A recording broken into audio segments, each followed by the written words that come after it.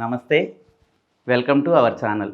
ప్రముఖ శక్తి సాధకులు, కామాఖ్యాదేవి మరియు మహా త్రిశక్తి దేవత ఉపాసకులు శ్రీ ప్రహ్లాద స్వామి గురూజీ గారు ఈరోజు మనతో పాటు మన స్టూడియోలో ఉన్నారు. గురుగారు నమస్కారం అండి. ఏమవుతుంది గురుగారు, ఇప్పుడు ఏంటంటే అత్యధికంగా వినిపిస్తున్నటువంటి ఒక మాట ఉంది, ఉసురు. ఏంటంటే ఇప్పుడు ఎవరో ఉసురు తగిలింది. ఇప్పుడు ఐఏఎస్ ఐపీఎస్ ఆఫీసర్లు కూడా ఉన్నారు. వాళ్ళు కూడా అంటే ఎట్లా భావిస్తారంటే ఎవరో ఉసురు తగిలింది, మేము కష్టాల పాలు అయిపోయాము, ఏంట్రా భగవంతుడా ఈ పరిస్థితి అని చెప్పి చాలా బాధపడుతూ ఉంటారు. అసలు ఇలాంటి ఉసురు అనేటువంటి ఏమన్నా మనుషులకి తగులుతూ ఉంటాయంటారా? అసలు అది ఉందా ఇప్పుడు? ఉసురు అనేది మనం చిన్నప్పటి నుంచి వింటున్న మాట. ఇది ఏదో అదేదో ఒక తాంత్రిక పదం లాగా క్రియేట్ చేసింది అయితే కాదు. అవును, తాతల కాలం నాటి ఉసురు అనేది జనవాహినిలో వస్తున్న పదమే ఇది. అవునవును. ఏది లేకుండా ఉసురు అనేది ఆ పదం క్రియేట్ కాదు కదా. అవునవును. ఉసురు అనేది ఒకటి ఉంది. ఒక ఉదాహరణ చెప్తాను మీకు. ఒక చిన్న పాపని మీరు తిట్టారు, ఆమె బాధపడుతుంది. అవును. కానీ తిట్టేటప్పుడు మీరు తిట్టారు, కానీ మళ్ళీ కాసేపటికి మీకు అనిపిస్తుందా లేదా మనసు తిట్టాను అవును పాపని. పాప కానీ అది మీకు అనిపించినప్పుడు మీరు ఏం చేస్తారు, దగ్గర తీసుకుంటారు మళ్ళీ వెళ్ళి. అయ్యో సారీ నాన్న, తిట్టానా, నిన్ను కొట్టానా. దగ్గర తీసుకోలేదనుకోండి, అకారణంగా కనుక పాపని కొట్టుంటే ఆ పాప బాధపడతాను, అసలు నన్ను అనవసరంగా కొట్టాడు, తప్పు లేకుండా కొట్టాడు.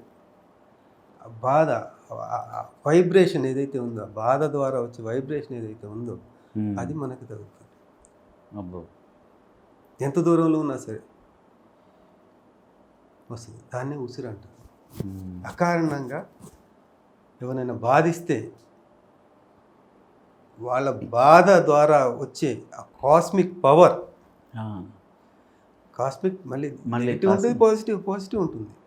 దానికి కూడా నెగిటివ్గా ఏదైతే వాళ్ళ నుంచి ఆ శక్తి ఏదైతే ఉద్భవిస్తుందో ఆ శక్తి మనం ఎక్కడున్నా తగ్గుతుంది. అమెరికాలో కూడా ఇక్కడ ఎవరన్నా ఊరికే అకారణంగా చంపేసి వెళ్ళి అమెరికాలో కూర్చున్నా కూడా అక్కడికి కూడా కొట్టదు ఉసురు. వాళ్ళ కుటుంబం ఉసురు తగ్గుతుంది. అంత గట్టిగా ఉంటుంది ఉసురు అనేది. మీకు ఒక చిన్న ఎగ్జాంపుల్ చెప్తాను. ఉసురు అనేది ఎంత స్ట్రాంగ్ ఉంటుందో. నా దగ్గర ఒక ఆయన వచ్చాడు. ఆయన డాక్టర్, ఆర్థోపెడిక్, వైఫ్ గైనకాలజిస్ట్. ఇద్దరు డాక్టర్స్. ఓకే. 40 దగ్గర 40 ఏళ్ళు, రెండు సంవత్సరాలు అటు ఇటుగా, ఇద్దరు 40స్లో ఉన్నారు. వాళ్ళ సమస్య ఏంటంటే పిల్లలు కావట్లేదు స్వామి. పిల్లలు అవ్వట్లేదు. ఆమె గైనకాలజిస్ట్ ఆమె. వాళ్ళ చేతులు ఎంత కావాలో అన్నీ చేసేసారు. కాదు, ఈ టెస్ట్ ట్యూబ్ ఇట్లాంటి వాటికి వాళ్ళు పోదలుచుకోలేదు. అది వేరే ఎందుకు లేదు, వేరే ప్రాబ్లమ్స్ ఏమి లేవు కదా. అవునవును. టెస్ట్లన్నీ నెగిటివ్ వచ్చినాయి. అన్ని బాగున్నాయి. ఆమె తెలుసు, ఆమె ఇంటరెస్ట్ బాగుంది, ఆయన స్పర్మ్ కౌంట్ బ్రహ్మాండంగా ఉంది. క్యారీ చేయకపోవడానికి కారణం అనేది లేనే లేదు. మెడికల్గా 100కి 200% ఆమె టెస్ట్ చేసుకోవట్టు కాకుండా వేరే వాళ్ళతో కూడా టెస్ట్ చేయించుకుంది. వేరే డాక్టర్స్తో కూడా, వేరే హాస్పిటల్స్లో కూడా అడ్వాన్స్ టెక్నిక్స్తో అన్నీ చేయించుకుంది. అన్నీ కూడా పర్ఫెక్ట్ ఉన్నాయి. ఓవరీస్ టైంకి రిలీజ్ అవుతుంది. ఆయనకి స్పర్మ్ కౌంట్ బ్రహ్మాండంగా ఉంది. అన్ని రిపోర్ట్లు పట్టుకొచ్చారు. ఏంటి స్వామి పరిస్థితి? ఎప్పటి నుంచో నడుస్తుంది వ్యవహారం. సరే, మనం చేయాల్సినవి చేసాం, ఏమైనా అనలైజ్ చేసాం, ఏమైనా ప్రయోగాలు ఏమైనా జరుగుతున్నాయా, దిష్టి ఏమైనా ఉందా, లేకపోతే గాలి సోకిందా, అన్నీ చూస్తాం. అనలైజ్, ప్రతి ఒక్కటి అనలైజ్ చేయాలి. అనలైజ్ చేయకుండా గుడ్డిగా నిర్ధారించకూడదు, ఏదో చెయ్యం. ఈ పీఠం పెట్టింది అందుకు మేము.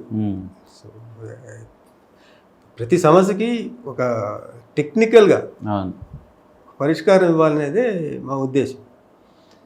అంతా అనలైజ్ చేసి అసలు ఏంటి మీ బ్యాక్గ్రౌండ్ మొత్తం చెప్పండి అంటే వాళ్ళు చెప్పుకుంటూ వచ్చారు. మాది లవ్ మ్యారేజ్. అంటే ఇంట్లో నుంచి వచ్చేసారా అంటే లేదు గురువు గారు, ఇంట్లో ఒప్పుకున్నారు. అదే ఈయన ఒకడే కొడుకు వాళ్ళ ఇంట్లో. ఇద్దరు అక్క చెల్లెలు ఉన్నారు కానీ ఈయన ఒకడే కొడుకు.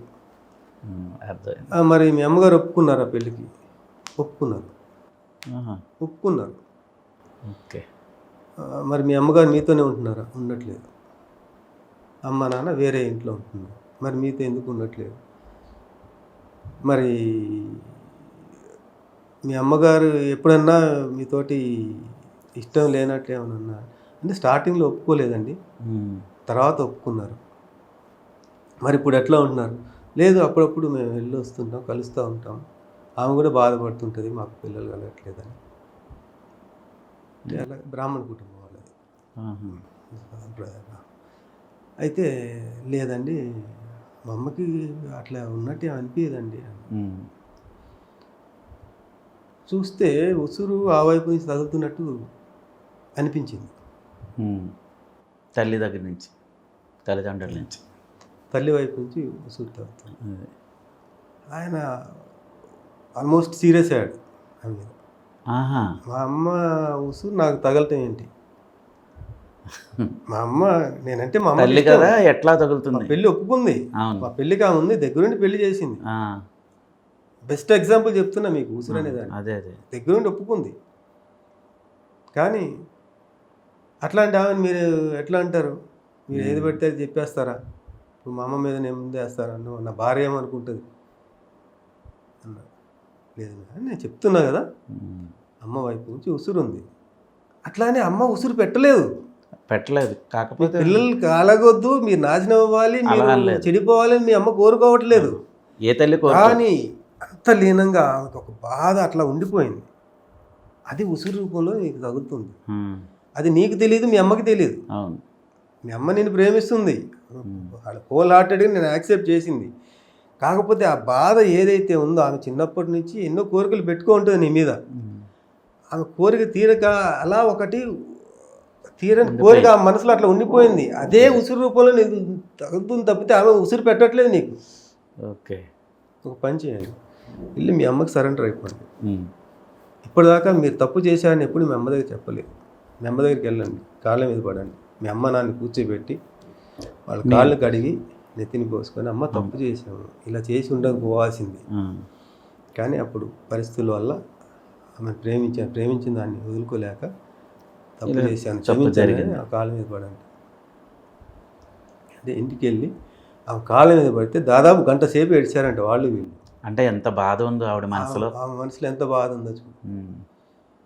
ఆమె ఏడుస్తుంటే వీళ్ళు ఏడవటం, గంట సేపు ఏడ్చారంట. మీరు చెప్తుంటే నాకే బాధగా ఉంది. అది జరిగిన సిచ్యువేషన్ ఇది.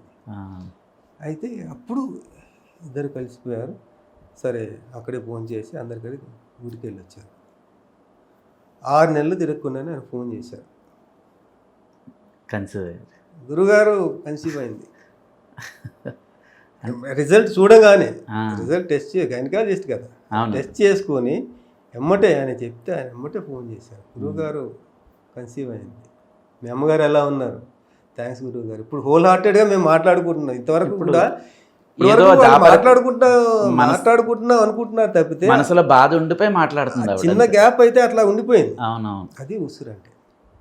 అబ్బా, ఇది ఎక్స్ట్రీమ్ ఎగ్జాంపుల్. ఇంకా డైరెక్ట్గా తల్లిదండ్రులు బాధ పెట్టేవాళ్ళు ఉంటారు, అవును, పిల్లల్ని బాధ పెట్టేవాళ్ళు ఉంటారు, అక్క చెల్లెల్ని బాధ పెట్టేవాళ్ళు ఉంటారు.